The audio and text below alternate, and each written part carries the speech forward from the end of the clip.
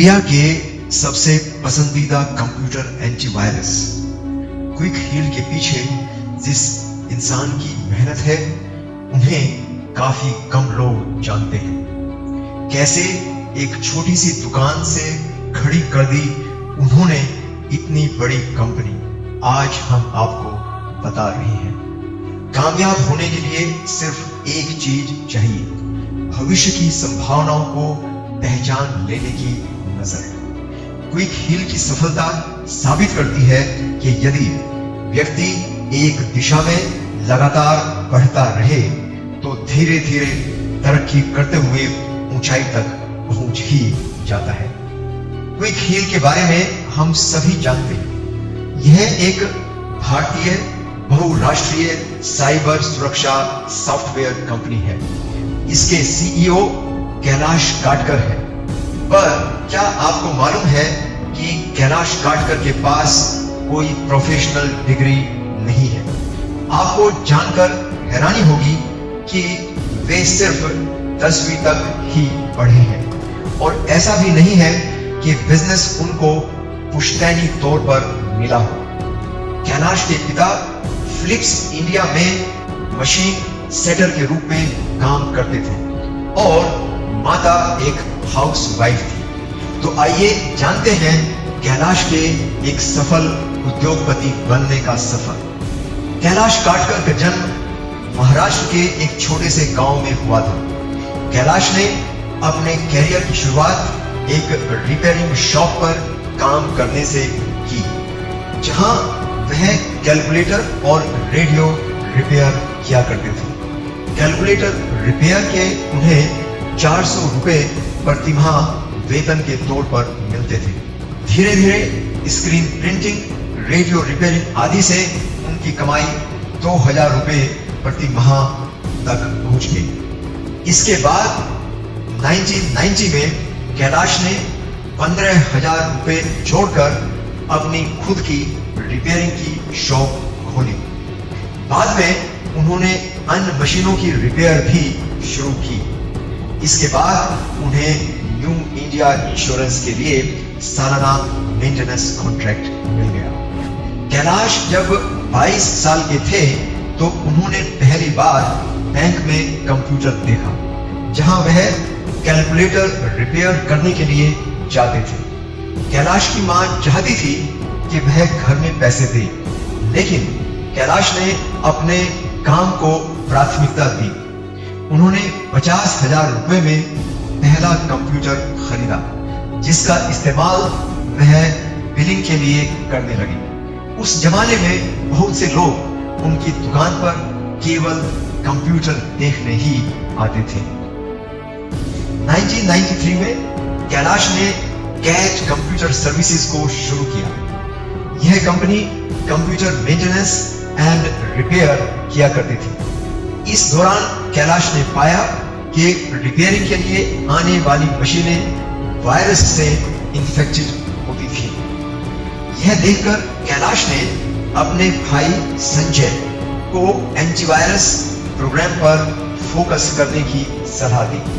संजय अपने मास्टर्स के दिनों में भाई की दुकान पर अक्सर आया जाया करते थे। संजय ने अपने मास्टर्स के दूसरे साल में ही इन्फेक्टेड मशीनों को फिक्स करने वाला प्रोग्राम विकसित कर दिया, जिनका इस्तेमाल कैलाश ने अपनी वर्कशॉप में रिपेयर के लिए आने वाले कंप्यूटर्स पर किया। एंटीवायरस प्रोग्राम की भविष्य में जबरदस्त मांग को आंकते हुए दोनों भाइयों ने अपना फोकस हार्डवेयर रिपेयरिंग से एंटीवायरस सॉल्यूशंस पर करने का फैसला किया। दोनों भाइयों ने 1995 में अपना पहला product Quick Heal antivirus for DOS launch किया, लेकिन इसके बारे में लोगों में जागरूकता ना होने की वजह से कुछ पहचान नहीं बना पाया। इसलिए दोनों भाइयों ने इसे फ्री में लोगों को देना शुरू किया। बाद में क्विक हील को 700 रुपए में बेचा जाने लगा। यह उस वक्त उपलब्ध सबसे सस्ते विकल्पों में से एक था। उसके बाद गाटकर भाइयों ने पीछे पलटकर नहीं देखा। 1998 आने तक गाटकर ब्रदर्स ने हार्डवेयर रिपेयरिंग बंद कर दी थी और एंटीवायरस पर शिफ्ट हो गए थे। इस दौरान कैलाश प्रोडक्ट्स की मार्केटिंग किया करते थे, जबकि भाई संजय रिसर्च व डेवलपमेंट देखते थे। कहते हैं कि कई बार बिजनेस सफल नहीं हो पाता या कई बार उसे फिर से शुरू करना पड़ता है। कुछ ऐसा ही गाटकर बंधुओं के साथ भी हुआ। शुरू होने के पहले 5 साल क्विक हील का कारोबार होने तक ही सीमित रहा। इन्वेस्टर्स ने उनके इस बिजनेस में रुचि नहीं दिखाई और इसी कारण से 1999 में कारोबार बंद करना पड़ा। कुछ सालों बाद उन्होंने फिर से इसे शुरू करने का मन बनाया और अपने प्रोडक्ट की एग्रेसिव मार्केटिंग करने की ठानी। 2002 में उन्होंने पुणे के बाहर अपना कारोबार फैलाया। फिर क्विक हील की पहली ब्रांच नासिक में खुली और कंपनी के सभी हार्डवेयर वेंडर्स को क्विक हील सॉफ्टवेयर बेचने को भी कहा गया। 2002 से 2010 के बीच क्विक हील ने पुणे के बाहर दूसरे बड़े शहरों में विस्तार करना शुरू किया। 2007 में उन्होंने इसको व्यापक रूप से व्यावसायिक पहचान देने के उद्देश्य से अपनी कंपनी क्विक हील टेक्नोलॉजी की शुरुआत की।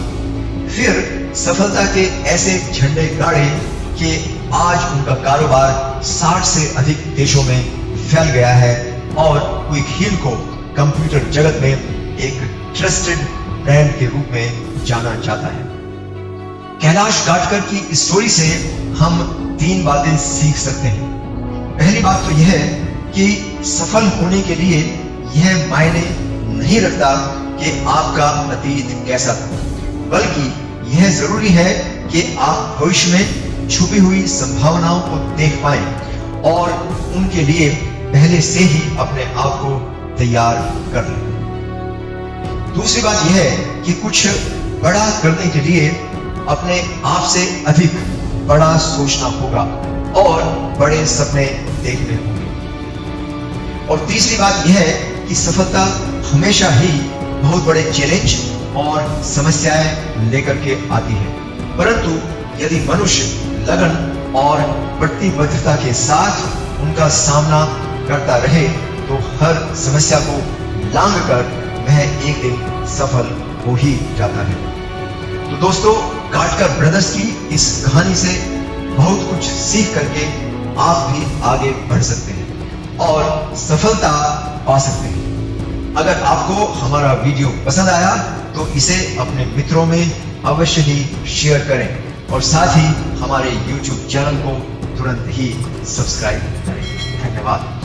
आपने इस वीडियो को बहुत ध्यान से देखा और अपना समय दिया, उसके लिए आपका बहुत बहुत आभार।